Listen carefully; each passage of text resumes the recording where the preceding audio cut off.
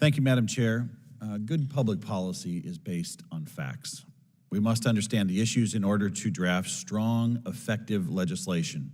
That's the whole reason we came to work here in Washington and to hold hearings, to meet with our constituents, to pass legislation to serve our communities back home. Unfortunately, this hearing today has nothing to do with finding facts or crafting strong legislation. It's merely a messaging tactic by my colleagues across the aisle to create a false narrative about Republicans and to drum up votes before the midterm elections. The left knows they're losing, and this hearing is purely a last-ditch effort to save their sinking ship. So let's talk about facts.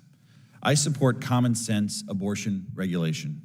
That's why in 2011, as the Speaker of the Nebraska State Legislature, I introduced and passed the nation's first 20-week abortion ban. Out of 49 state senators in our unique unicameral, I got 44 votes for this legislation. That included over 10 Democrats. It was truly a bipartisan bill that set the stage for a similar 20-week ban in many states, and right now, Democrats in my state are telling me they're comfortable with the 20 weeks. I truly believe a great number of Americans and Nebraskans support these common sense regulations. And I believe it's important that these conversations need to happen in the state legislature. That's what we did in Nebraska. That's what the Dobbs decision meant, and will benefit us as Nebraskans and Americans from having these conversations. So I have a question for Dr. Cheryl Wubbenhorst. Nebraska state law bans abortions at 20 weeks of pregnancy. Can you explain where a child is developmentally at this point during the mother's pregnancy?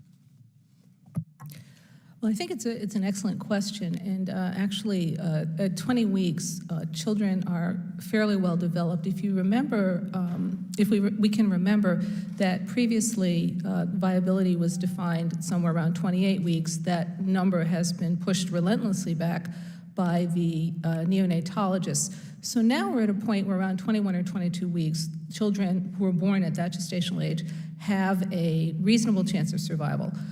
At that gestational age, typically children's eyelids may be fused. They usually are fused. But in terms of their ability to move, their ability to perceive pain, their ability, their bodily functions, they're well on the way to being at the age of viability. And as I said, that's really only 1 or 2 more weeks past that particular time at 20 weeks. Many on the left, pro-abortion activists, they support late-term abortion and abortion even up until birth. Can you explain where a child is developmentally at 7 months into the mother's pregnancy? So by 7 months, the baby's lungs are actually extremely well developed, and those infants have, again, at this point in time, a fairly high rate of success in terms of being able to transition to extrauterine life. By that point, as I said, their lungs are developed, though still immature. Their brains are developed, though still immature. They are able to interact with the environment. And while they definitely suffer from certain GI problems like colitis occasionally because of their prematurity, they are really very much along the lines of very, very close to being, with proper care, able to survive and do extremely well.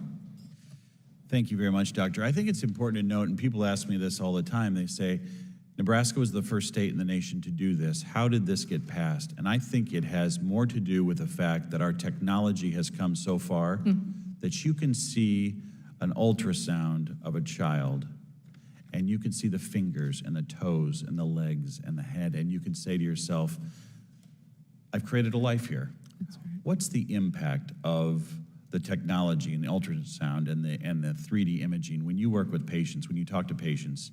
Have you seen a change over during your practice with the benefits of technology? Oh, tremendous change in virtually every area related to neonatology. And as far as imaging is concerned, again, early in my training, ultrasound was grainy, it was difficult, it had low resolution, and very often it was a question as to whether it was actually a helpful technology. And again, now we're at the point of being able to see these 3-dimensional and 4-dimensional renderings. I think the other point that you've brought up earlier, though, in talking about what's going on at 20 weeks and 28 weeks, those infants now are able to survive with assistance, with surfactant and our other technologies. So to abort that infant or to allow it to be born and then neglect it so that it dies is very problematic for me. If you have an infant that is able to survive, that is able to be cared for appropriately, then essentially you're making a decision that amounts to infanticide. Thank you for your testimony. I yield back.